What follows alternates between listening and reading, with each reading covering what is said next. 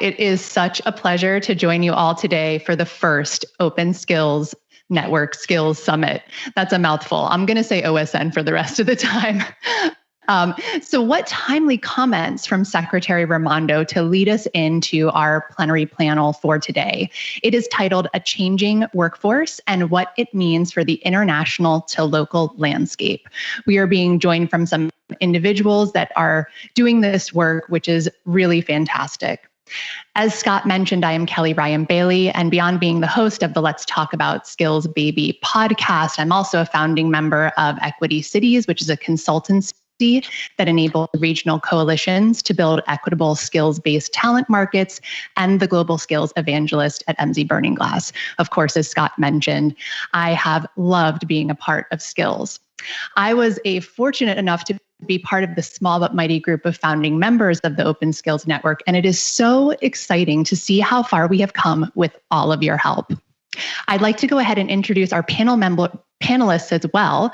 We are being joined by Marni Baker-Stein, the Provost and Chief Academic Officer at Western Governors University, Lesley Hirsch, the Assistant Commissioner of Research and Information at the New Jersey Department of Labor and Workforce Development, Kristi Means, the Head of Global Talent at Ralph Lauren, and last but certainly not least, Rupert Ward, the Associate Dean at University of Huddersfield.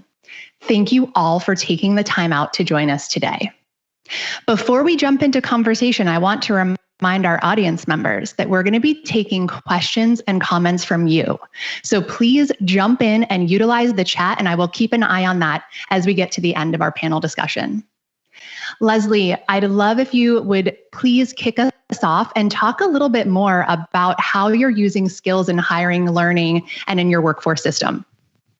So at the moment, Kelly, New Jersey posture towards skills-based learning and workforce ecosystem right now is to set the foundations for its future. And thus we are in an aspirational stance. That said, I can say with confidence that New Jersey and its K-12 and higher education partners, New Jersey Department of Labor and our education partners, are 100% in agreement on this front. We anticipate a time in the not too distant future when we or our successors, heaven forbid, will be able to fully implement learning and employment records.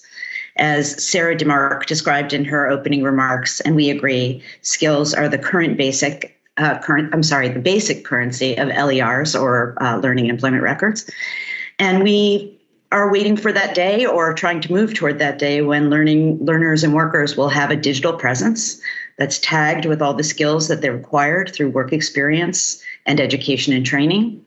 Educational institutions will be able to, quote unquote, tag their courses and programs with these skills so learners can know what they can be expect to be able to do in the labor market upon completion. And as a labor economist, the crux of the LER, where the rubber hits the road, is labor demand. Employers will be able to tag their job ads with the required competencies so that they can better match to qualified candidates. HR departments will be able to use those skills to really find the most qualified candidates as well. And they can work with educational institutions to ensure what they are going to be teaching is aligned with demand. Thank you so much, Lesley. I hope you don't mind if we actually go around our group and answer that same question. Kristi, if you don't mind. Can you repeat the question again? Yes, I was just going to say the same thing. So how is your organization using skills in your hiring and learning processes? Thank you. So at Ralph Lauren, we just recently engaged in a pilot with LinkedIn to really look at skills-based hiring. We learned a lot there. We have a really appetite. We've made a commitment to the underserved communities in the areas in which we serve. So Open Skills really allows us to really widen the pool of applicants. And really, it goes hand in hand with our commitment of really addressing the needs for underserved communities, whether that is, women, people of color. And what we found by running the pilot was it really offered just a greater opportunity to just gather more people, more candidates. We'll talk a little bit more about what else we learned through this pilot, because I think it's very important to share with other industries and also for ourselves as we go forward.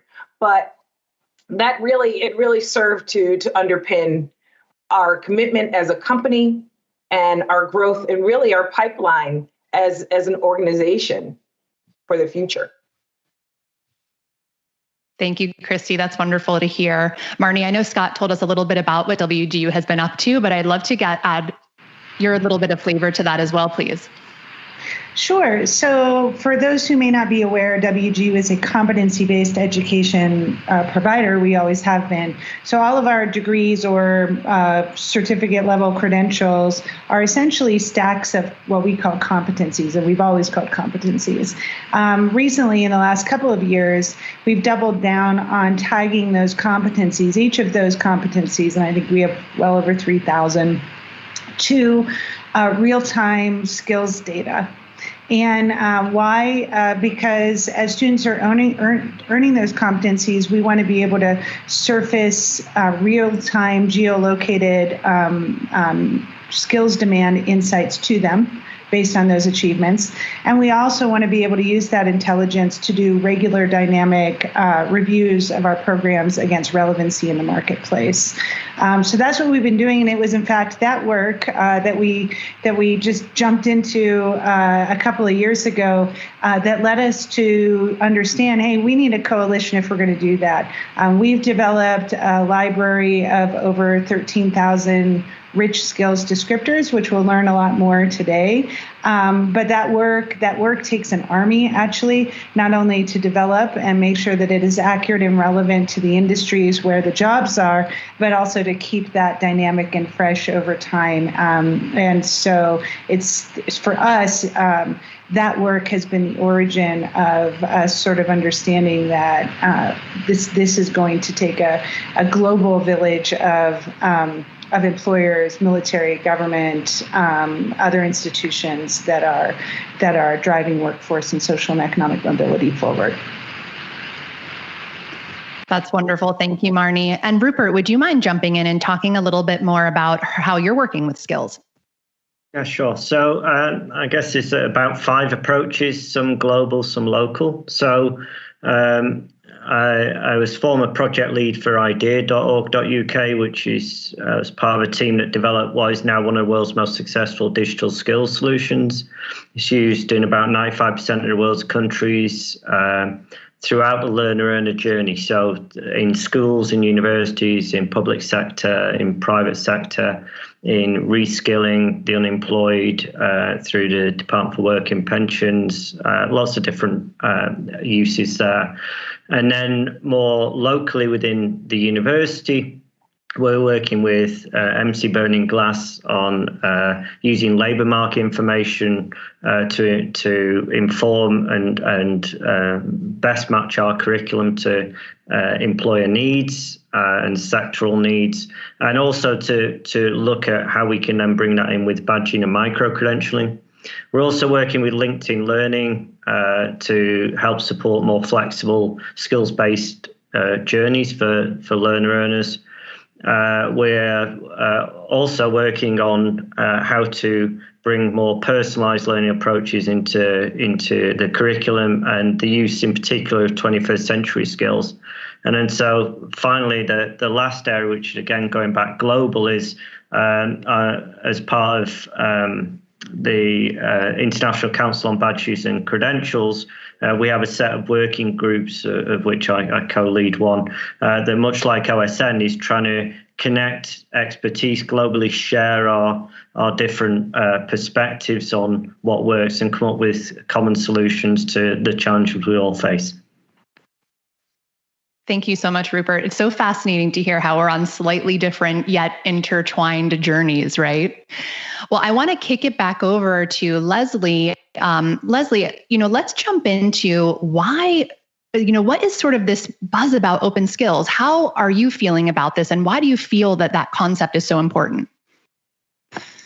Well, I know that one of the things that was really attractive to us about the work that's happening with open skills, as the name implies, is that it's open data and the application development is open source, both concepts and practices that the administration in New Jersey are really devoted to. In that regard, also, I do want to applaud WGU and MZ, now MZ Burning Glass, as you said, Rupert, that you're taking open data approach and that this can be adapted and that we can use some of the open source code and access your open source databases. So the foundation setting that we're doing right now that I mentioned before was we're getting ready to be able to incorporate these skills into a worker tool that we're lovingly calling a platform that the Governor's Office of Innovation and my department are lovingly calling worker.nj.gov. So don't go buying that domain name because I probably shouldn't have said it out loud, but I don't think it's going to be that domain name. To that end, we're initiating a worker experience steering committee that will guide the development of this toolkit that will lower barriers between workers and the services and benefits that are available to them, especially those regarding the workplace. So the pieces that are in beta form right now, and happy to put in the chat the links to these things, to our sites, New Jersey Career Network, a job seeker tool guided by principles of neuroscience that will help coach people through the search process, including networking, labor market information, resume building, and interviewing.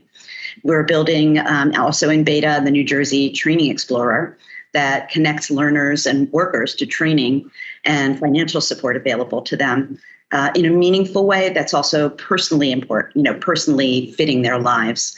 Right now, the Training Explorer is limited to the eligible training provider list. Don't want to go into the weeds of that, but those are a subset of post-secondary education that really isn't the universe quite yet. But our vision is that, and I know that we share this, is to expand the coverage of the Training Explorer out to degree programs and other CTE, career and technical ed, that may not be on the ETPL. So we have a benefits eligibility tool, which my colleagues built in the Department of Labor, but we'd also like to expand that to include other services that are commonly needed by people, like housing assistance, childcare, mental health support. I very often liken the way we treat people to the diagram of a cow in a butcher shop, that they're cut up into funding streams, or the loin cut or the rump cut or the shoulder cut. People aren't like that, obviously. And so we need, when we're going to be bringing in workers or people into a portal, we want to recognize that they're whole people. And finally, we're about to launch the development of an interactive career exploration tool that will not only show people the in-demand pathways, but will also include, and this is where the work intersects really, the skills that are needed to enter and advance within those pathways. So the last thing is, I think the thing that's probably the most important thing, and I do know that that New Jersey is interacting quite a bit right now with Western Governors University. Some of our community colleges are working hand in hand, and we'd love to be able to incorporate those sites so that our users can know where they can attain the required skills, either online or at WGU or through the New Jersey educational system. The whole vision, as you can see, is to set the stage to incorporate skills as the backbone. I'll give time for other people. If we have more time, I can elaborate a little bit more.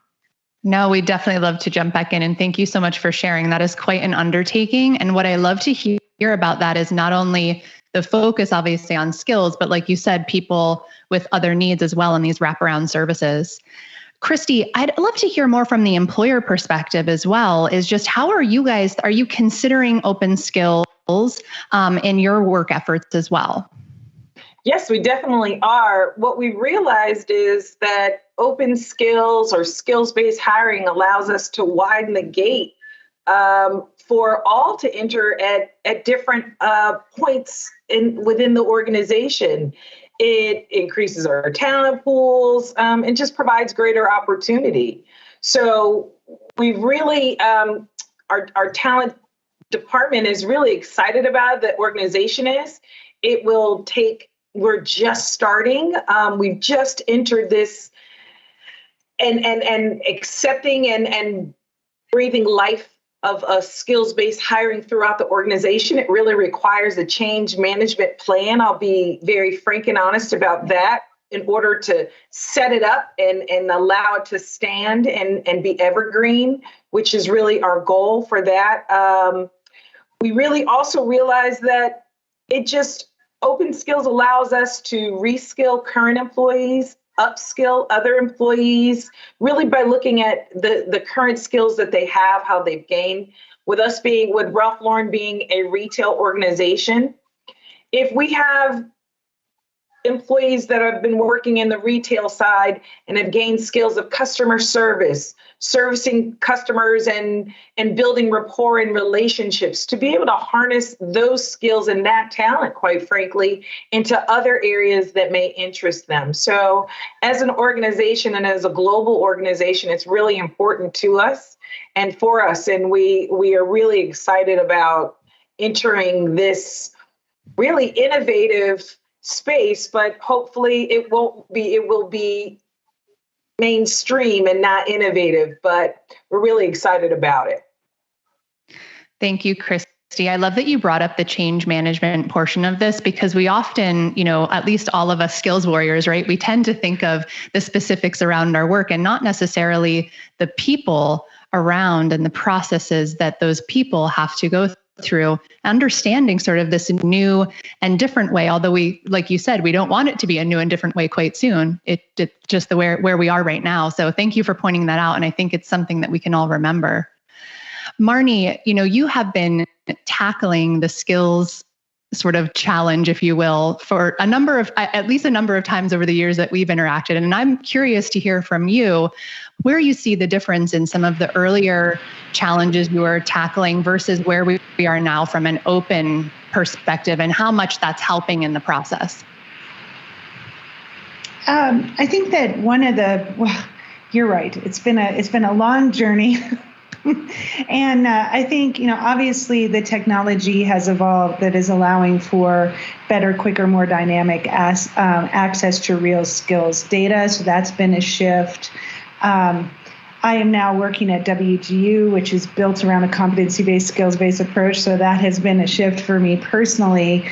But the other thing that I think has happened with OSN, and particularly just in general over the last year, is that we've realized that it is the skills data that is at the heart of the matter. It's not, there's a lot of really critical work around credentialing frameworks that is incredibly critical to the future of lifelong education. So that's important.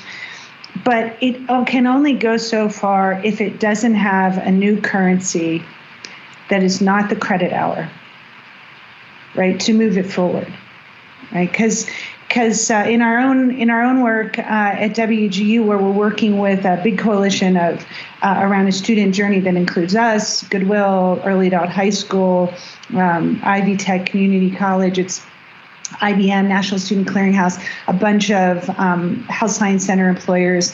As we're starting to construct what does it take to build that journey across time and across building a person's profile, it takes an ability to port those achievements and those skills and those capabilities across these different contexts that do not speak the same language. The only common language they have right now is the credit hour and the degree as credential, and it's not refined enough to get us where we're going. And it keeps a lot of people out, and it allows for a lot of very talented, ambitious, skilled individuals to drop into catchment areas that they basically can't get out of because they can't take that next step, even though they have the skills to do it. So that's what I think the big difference is. We're finally talking about the development of a new currency here that can replace the credit hour as a representation of achievement. And this new currency, if we can get it right, and it is complicated, has the power to actually democratize access to opportunity in ways that we have never experienced before. I love how you described that. It's so important. Rupert, I know obviously you've been working from an educational perspective as well on this, and I'd love to hear your follow-on thoughts. And if anyone else wants to kind of jump in on the discussion, please feel free. Okay. So, echoing what's already been said, I guess I'll just repeat and bring to a summary so we can get on with the discussion. I think 'cause it's a really interesting area. I mean, the keynotes mentioned some of the key bits there: commonality, value, exchange. Some of the key underpinning concepts, and Lesley, Kristi, and Marni have all touched on this, and maybe the broader perspective as well. If we want effective people and effective societies, we need to break down barriers to learning and to earning, and have more seamless movement for lifelong movement between earning and learning. You're going in and out there, and if we're going to do that, it needs to be open. That's key, because everybody needs to be involved. It needs to be more granular so that we can actually understand how people can acquire bits of this. It needs to be flexible and personalized so that people can understand how it relates to them and connect with it. And I discuss that a lot in my books on personalized learning. That the challenge here fundamentally is, how do we minimize barriers to progress, which is one of the keynotes was mentioned earlier. And then on top of that, we also need to facilitate sort of connectivity in a global context. Now, I mean global both geographically and economically. How do you move between sectors? How do you move between countries? How do you understand and recognize, particularly in the workplace, that interchange when somebody wants to move from one place to another? So we need that. And then we also, part of the thing with OSN that's great is it's part of an organic process. How do we develop and grow this together so it meets all of our needs? And I guess one of the key bits, just really to finish on, is the solution to this may well be a common currency, but it may also be a way of exchanging between different currencies. So I think part of this journey that we're going on is where do we actually end up? Do we end up with one solution that works globally for everybody, and does it work? Or do we end up with a way of interconnecting a set of different systems that are out there? It's a very complex, what they often term a wicked problem, and it needs a lot of people, a lot of bright people, a lot of brighter people than me involved to get this solved. But it comes through dialogue. It doesn't come through imposition. Yeah, I'd love for any panelists to kind of jump in with comments on that. Do you think there is a one-all solution, or, like Rupert described, more of a interchange between various different common languages? Sorry. Go ahead. Oh, thanks. As an employer, I would say a combination, especially when looking at, we've got such, as a company like Ralph Lauren, we've got very specialized areas. And then we have other areas that, so if you take the design community, for example, that while could be skills-based, absolutely could be, because you may not have gone to design school, but Mr. Lauren didn't go to design school. Ralph Lauren, the man himself, did not go to design school. So it is certainly, so we believe that at Ralph Lauren, we absolutely do. But if, let's just say, so I won't even take that as an example because we do believe that, but if we were a science-based organization and a pharmaceutical company, there are certain areas where, your formal education is more in line, or maybe it would be such an extensive amount of on the job working. So I think maybe as I talk this out, I'm kind of moving away from saying that it's got to be combined, but I think it is, though. I really do. I think that there are just certain areas that are a bit more skills-based, based on your education, what you learn in a formal training program. But the vast majority, I think, could be open skills where you learn your skills on the job in different experiences. Yeah. I actually think that I don't distinguish. I think of skills as capabilities, right? They're capabilities, and they may be acquired in formal educational environments, or they may be acquired in life, or they may be acquired on the job. The problem, and so Rupert, I absolutely agree with you that at the end of the day, there isn't one currency, but I think these currencies, what they have, in their association with each other is they're all attempting to describe and verify capabilities one way or the other. So they share that as a currency, just as like money. Money is there are different currencies, but it's all money, right? It's what we use to buy stuff, right? And so I think with skills, it's the same. We may see different ways of describing and verifying skills emerge, but it's still about describing and verifying skills. What we can't continue to think is going to work is that somehow we take, the standing currency, which is hours, right? Hours of study, hours of work, and think that that's going to serve as this kind of change the world currency that we're talking about. It just can't. It's not descriptive enough.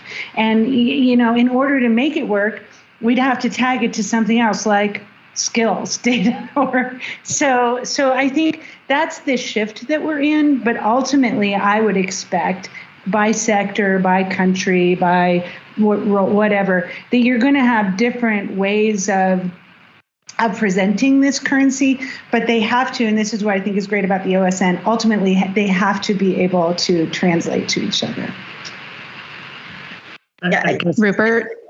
I was just Everyone has their hand up. Lesley, go ahead.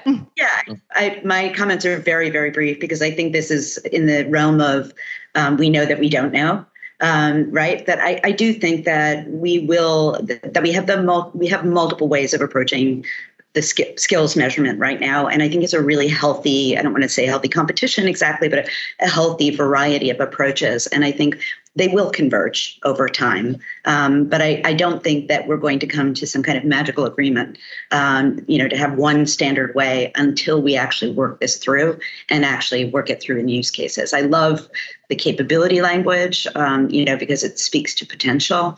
And I also love how Rupert talked about he alluded to this collective action notion that, there are hundreds of thousands of people working, and some of them at this conference right now, working separately, but together. I think these, the success of this approach is going to converge. Go for it, Rupert. I was just going to say one point of clarity here is the difference between the thing that you actually use as currency, so the coins and the notes, and the exchange rate between them, right? So we need to be able to verify that a coin is not just, a piece, a ball top or whatever, right? But then we also need to understand their relative value. So I think maybe we're slightly discussing two different things at the same time here, but both are really important. We need to do both of those. I love this analogy because it really leads to sort of these why there's complex layers to this issue. It's not just like a one thing and the whole time. I'd love to hear, maybe before we jump to the audience for some questions, what's been the most challenging aspect from each of your perspective in terms of transitioning to skills? Kristi, you want to kick us off? Sure. I think the most challenging aspect of transitioning has been really, as I mentioned earlier, a change management plan within the organization so that everyone is very clear. All the stakeholders are very clear as to what we are doing and why we're doing this. That means socializing with all of the hiring managers. This is a big change management. There's a personal philosophy that we're looking at, and then there's a business philosophy that we're looking at. So you've got to handle both of those at the same time because they can interfere or interplay with one another. And I think that was one of the lessons that we took away from our pilot that we ran with LinkedIn.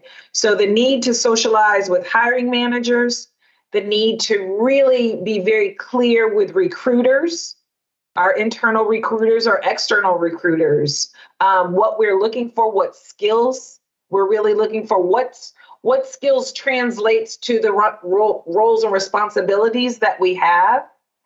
And that this is not, while we're all very excited about it and see the benefit and the value of it, that we resist the temptation of running forward and running fast and turning everything over and say, today we're going out and everyone go recruit from an open skills perspective. I wish it were that easy, but I think our lesson, our pilot really taught us that we need to be very thoughtful about this. And with that, we can be extremely successful and deliver on our commitment to these underserved communities, as well as our commitment to Ralph Lauren itself, the company, to stay here another 52 years. We were founded in 1967, and we'd like to be here even longer, than we are today. So I think that is probably some of the biggest lessons and the takeaways. Change management is real, and it must be very well thought out and very strategically socialized throughout the organization and your stakeholders that touch your hiring. Yeah, I think it's just building on a lot of things Kristi just said, but I think proving the bottom line to employers is going to be key. And, I think as a lot of people who've worked in workforce and have tried to engage employers using a sort of social responsibility or equity lens, that works sometimes, but it doesn't work all the time. Because fortunately or unfortunately, we have a capitalist system and the bottom line is money, right? And so I'd love to see that this can get translated to the bottom line and move out of CSR and into the boardroom. I think, Marni talked a lot about the paradigm change for educational institutions to move from hours and knowledge and even competencies to the specificity of skills and really see the relationship between education and work. I think we're already on on that journey to shift the paradigm so that they're not two separate things, but interrelated efforts to prepare people for the workforce and educate them. And then I have personal concerns that are a little bit geekier, I'd say. One is around the effort and technology to achieve a critical mass here and to keep it, as Marni alluded to keep it up to date. I think, we're getting there. Machine learning, natural language processing, the technology is getting there. And I'm actually very hopeful, but I'm also concerned.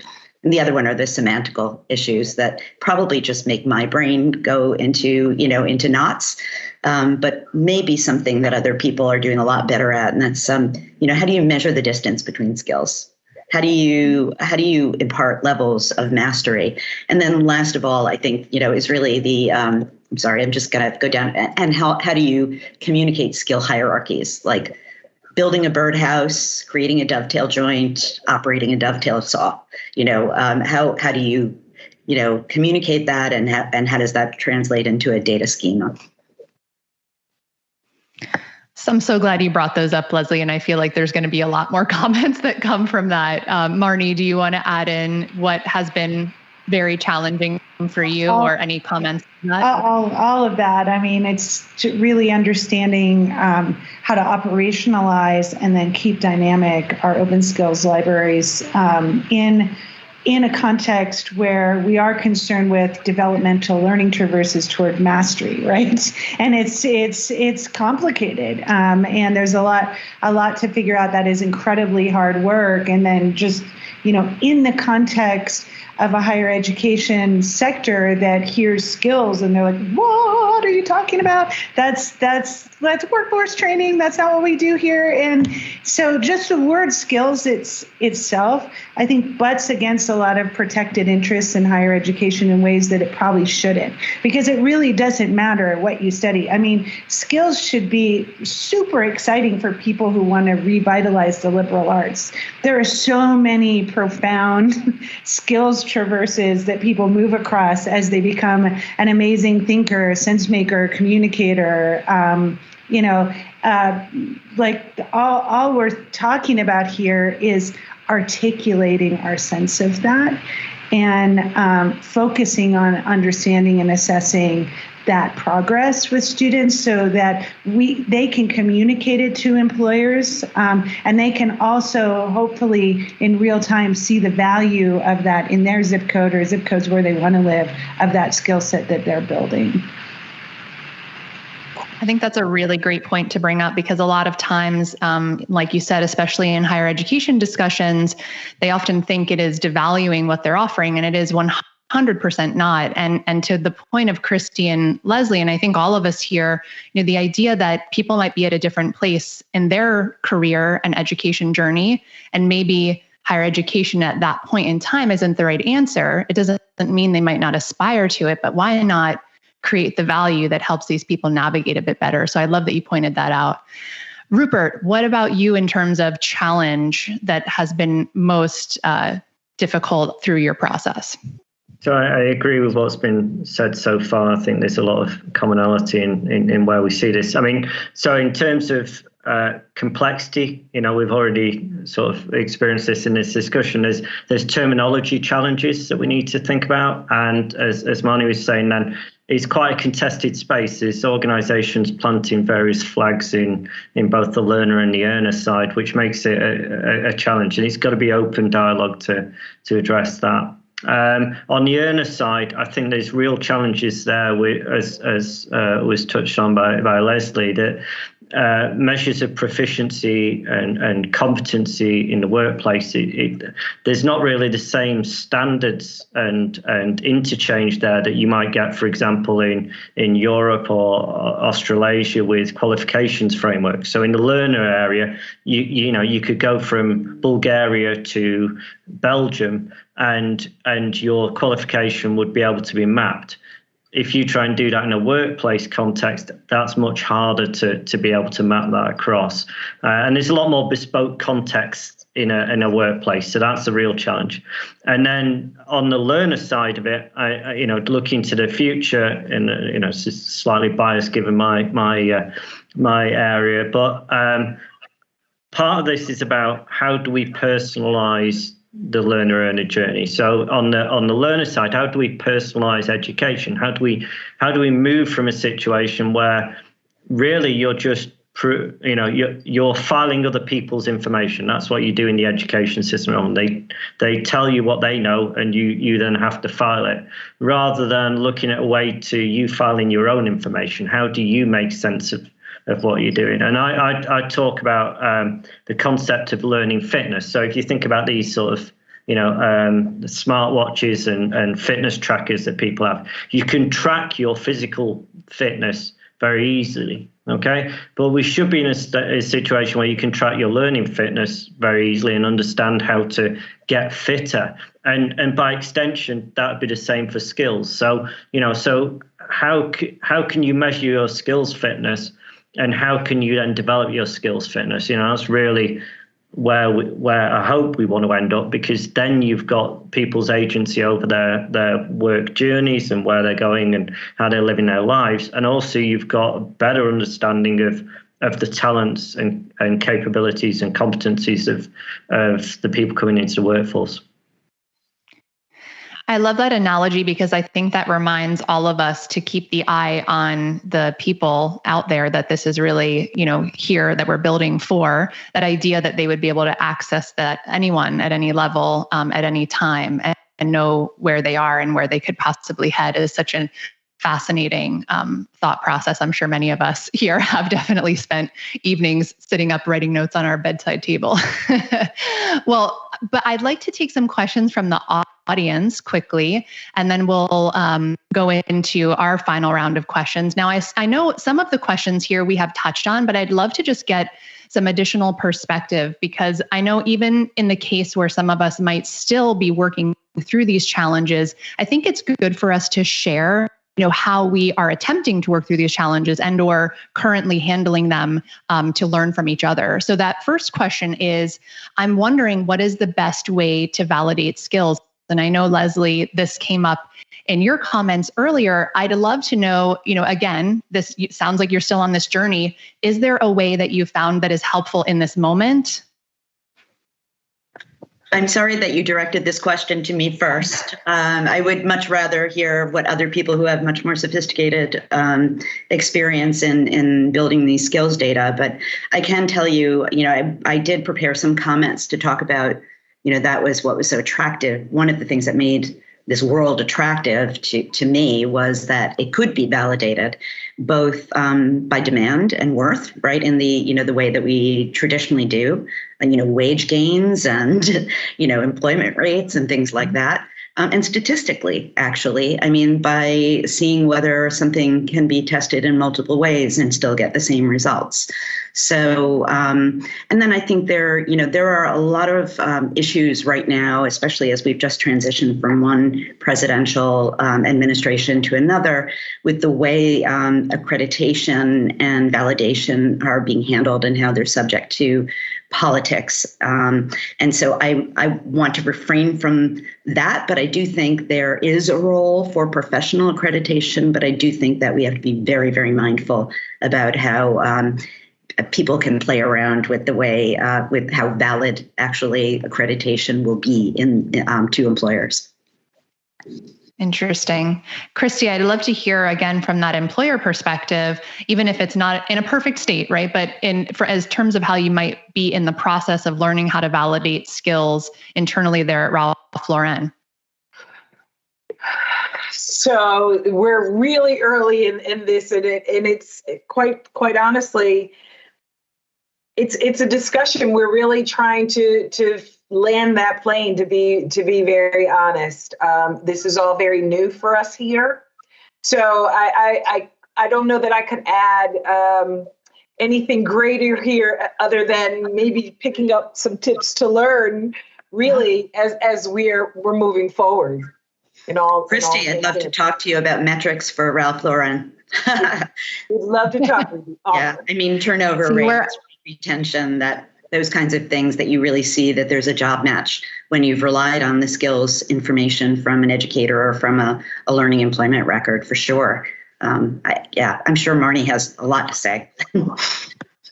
Yeah, please come in. I think this is great that we can all, join in and learn.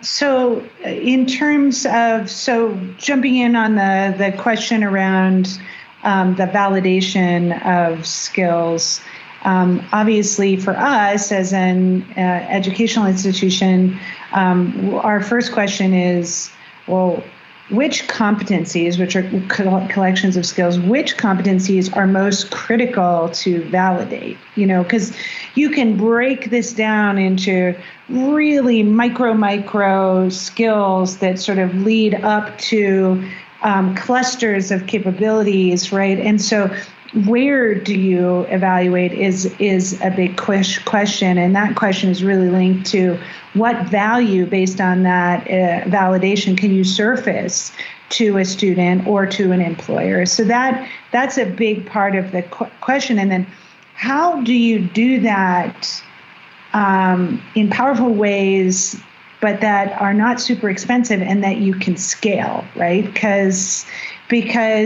you can't evaluate complex skill sets and mastery traverses across those skill sets with just objective assessments, which are totally scalable. You have to be able to do performance-based assessments at scale, and or you have to start understanding how to read experience revenues and sort of self-verification of capabilities, and whatever else. That's where we are. What do you assess how do you assess in lightweight, kind of scalable ways that are not super expensive?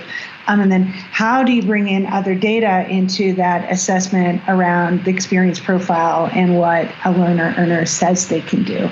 And then what does that add up to in terms of an achievement wallet, and how do you surface that achievement in powerful ways to the student that are not just a transcript, but an actionable record of capability that they can wield, both because they can see what that capability adds up to in the zip code where they live in terms of jobs, as well as they can then sell themselves based on that capability, right? And understand that value when they walk in the door of an interview. Such amazing points. And I just want to pull out of that once again for the audience to remember the cost-effective and scalable nature of the comments Marni just made, because I do think a lot of times we see these like the wicked problem, as Rupert said earlier, and it's like, whoa, that's a lot, right? But there are ways to do this to break it down. So that is a really good point. Let's pull another question from the audience. Kristi, I'm going to push this back to you with going a little bit more into the change management comments you were making earlier. How are you all changing your interview practices to ensure that the recruiter, folks in HR, and et cetera, are able to understand and look at skills of candidates? Excellent question, because that's where it comes into socializing and really getting the hiring managers, the recruiters and the hiring managers, because as the recruiters are interviewing candidates in the first levels of interviewing, what types of questions are they asking? Are they asking questions that will elicit and really dig into the skills that we're able to align?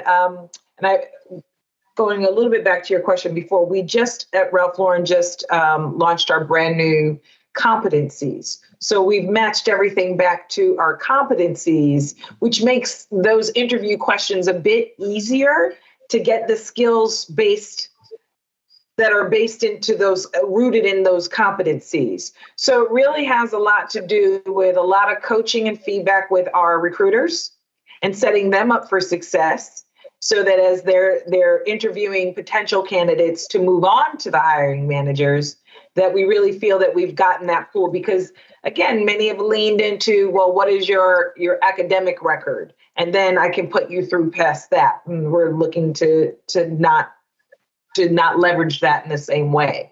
And then moving to the hiring managers and really coaching the hiring managers to the types of questions that will elicit really the skills and understanding the candidate and the experience that they bring and what they can contribute.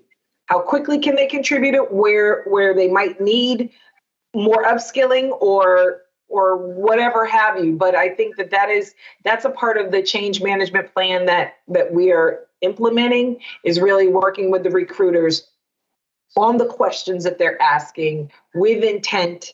Are those questions soliciting that information and then bringing that also to the hiring managers? Hopefully that answers. So thank you. No, that is so helpful, Kristi. Really appreciate it.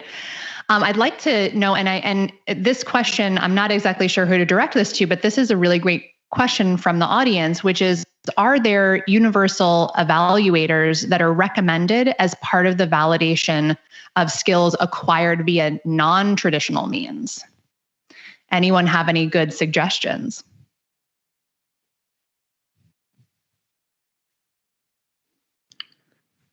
I can come in on sort of related matters. It may not exactly answer that question, but I think just links to the previous question as well. So, I mean, Marni was talking about understanding value, right? So everybody needs to be able to understand the value as you go from learning to earning and back again, right? So to do that, one of the key challenges is, where do you get to the right level of abstraction? So at what level do you define groups of skills or competency frameworks or things like that? Okay, right. So On the educational side, I think, that's not, it is a challenge. And, and the work that Marni's team are doing, for example, they're working through quite a complex problem there. But I think that's manageable. I think we can work through that on the educational side and get somewhere quite productive on there. The challenge there is, how do you do it in the workplace? So if you look at competency frameworks, the IEEE, I'm part of the team doing the IEEE competency framework standard at the moment. And what we're doing there is we're keeping it open. So we're saying, look, you can have all these different competency frameworks to do this, right? So there's no one size fits all on that size, right? So in terms of saying, well, how do we evaluate it? Then, okay, there's a challenge there because you don't go with one solution. But what you could do, and this is something I've written about recently in one of my papers, is you could take something to provide an exchange rate. So you could say, take a set of 21st century skills or something similar at the right level of abstraction to connect these two worlds. So to connect the skills and the capabilities that you gain in the learning space with what you do in the earning space and back again. So then non-formal content, you can map it into both areas. You can map it into the learning space. So you can actually personalize formal education more and bring non-formal in as badges, micro-credentials, bits of that, because you've got a common language there or a common way of seeing it there. And you could do the same in the workplace. And Marni's right. The credit hour in the way that it's defined at the moment is not the solution, but hours might be part of the solution. There might be other things that you want to bring in there. But if you can get that way of connecting the two right, a lot of this stuff just falls out. But that's one of the key challenges at the moment. How do you get that bit right? Then you can evaluate it. And it's really, I was just going to say it's so interesting, and this is where you really understand how complex this kind of taxonomy is, because certain skills, certainly number of hours practicing is important. Other skills, it's number of hours practicing plus practicing in different contexts. The example I always use is suturing. You can suture a piece of fabric or a pig, as they used to do. You can suture with somebody watching, a patient with somebody watching over you. You can suture a patient in an operating room with nobody watching over you. You can suture a patient on a battlefield with bullets whizzing over you. There is a contextual aspect as well as an hour of practice. And so the evaluation, that's just one example of probably 1,000, has to take into account what is required in terms of a capability in these different contexts. Yeah, and just to add slightly to that, you've got context as a context. You've also got context as a proficiency. So you've got different levels of ability resulting from doing it in different contexts. So, I mean, one way we are going to get to the solution is, as you touched on there, is expertise. Really proficiency is about expertise. So what does that mean? It might mean a lot of practice. Somebody like Roger Federer, for example, has done a lot of practice at tennis, right? But it's not just about that. It's also about the conceptual evolution, being able to file your information right, which comes back to the point I was making earlier. How we file our own information, how we learn for ourselves, is far more useful to us in life than how somebody else passes their filing on to us. So if we want to develop expertise, we've got to change our conceptual model, right? So it's about how do you go up those steps in the ladder. Yeah, really, really good stuff here, you guys. I am sorry to say that we're getting close to the end of our time, so I want to do a quick round robin for each of you to give a suggestion for an organization that is similar to your own that would be just embarking upon their skills journey. I see everyone in Lesley, Kristi, Marni, Rupert, so I'm going to go in that order. So Lesley? So I think somebody working in, I'm very new to government myself, only, now it's 3 years, so I guess I can't claim that for much longer.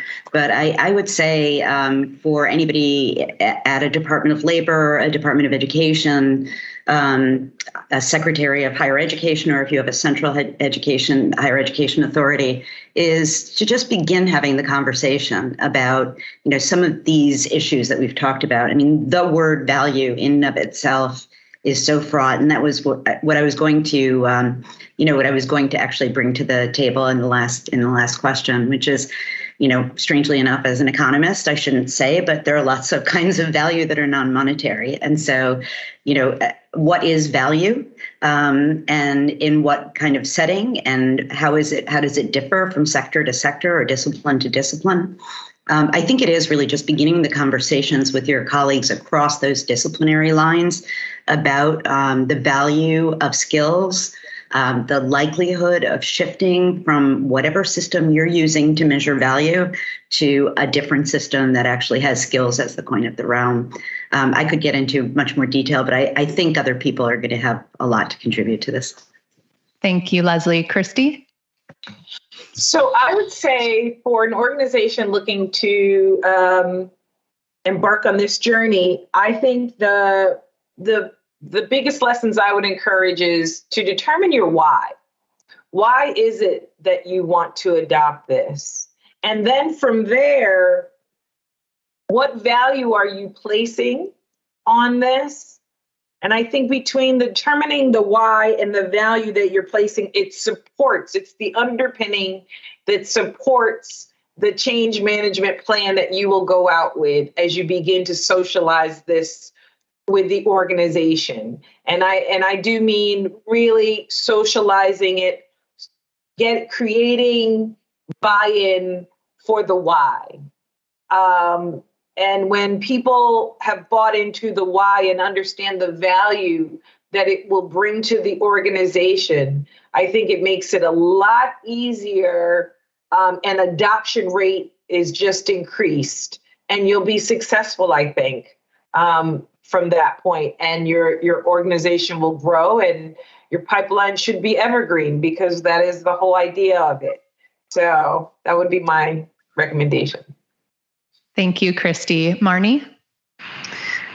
Well, I guess at a really high level, what I would suggest is that universities who are facing a crisis right now in terms of a perception broadly of a sort of declining value of that experience against what it costs, right? Which is a lot. I know I have 3 girls getting ready to go into college in the next couple of years, and it's quite terrifying in terms of the outlay of funds that it's going to take to get them through. And I think in response to that, universities, higher education really needs to encourage a broad conversation that goes program by program, college by college, school by school, about the value that they are, beyond the imprimatur or the rubber stamp of that degree, the value that their curriculum, their programs, and their colleges are providing, and surfacing that value. How are they going to surface that value dynamically to their students as they're moving across that degree pathway? How are they going to surface that incremental value across the way? And how are they going to do that in ways that the faculty really appreciate? Like that it empowers the faculty, doesn't seem like a burden or, some horrible slippery slope into the decline of higher education. How are they going to encourage a conversation that makes that less scary and more powerful in terms of the mission of higher education and the reason that these faculty got into the work to begin with? Thank you, Marni. Rupert? Yeah, so I mean, again, from an educational perspective, I think the measure of success for me is, and this is a long-term aim, is that we encourage meta learners, people that can learn how to learn. So using the fitness analogy I was just talking about earlier, that they become their own personal trainer. They know, who they are. They're self-aware about what their capabilities are. They understand how to develop themselves. So they can take ownership of their own learner-earner journey, and also they can communicate effectively to others. So, But that's a big shift for education. Yeah. So, but it's possible. It's about having the right abstractions, the right details that enable that transition to occur. It's not too difficult to occur. It's about just making sure those structures are right to allow that to occur. I think it is fantastic that we ended on the learner-earner in our conversation. So thank you so much, Rupert. And I just want to thank you all for such an insightful discussion, sharing about all of your passionate work with us, and also that we could learn from each other. It has been a pleasure to learn from all of you as well. We are going to move into our breakout sessions here shortly. So I want to give a little bit of quick housekeeping for those of you that are new to using our event platform. So we have session 1, which includes 4 concurrent sessions, and they're going to run from just here in a couple of minutes, 1:25 to 2:05 Eastern Standard Time. You should probably see those 4 sessions there on the screen. We encourage those of you who are new to OSN to come and join us in the new member orientation. Otherwise, of course, feel free to choose whatever session you prefer. And then the session 2 breakouts will immediately follow the session 1. So those are also going to include 4 concurrent sessions. Those will be running from 2:05 to 2:50 p.m. Eastern Standard Time. And you'll see those 4 sessions there right on the screen. I want to let everybody know what you're going to do after we end this general session. You're going to head back to the lobby. We're going to show a picture here up on the screen. So you'll see general sessions in the middle, breakout rooms to your left, etc. So you're going to head over to that breakout rooms section. You're going to see a screen that's going to have the sessions, and that'll be up on there right now for you. So you'll see that in each room, and that'll be room 1, 2, 3, and 4, will hold the session 1 and the session 2 breakout. So you're going to have to click on that little presentation button there so you can see the 2 presentations and choose the link accordingly. So for example, if you're going to join us in room 1 for the new member orientation, and then you choose to attend the OSNet demo, you're just going to stay in the same room. If you decide to leave and head over to another room, you're just going to head back to that breakout section, and you're going to click on the other room, that presentation link, and then directly into that presentation. So if there's any trouble at all, please feel free to use the chat, or when you're in the lobby, you can even go over to the information booth, again, if there's additional technical issues.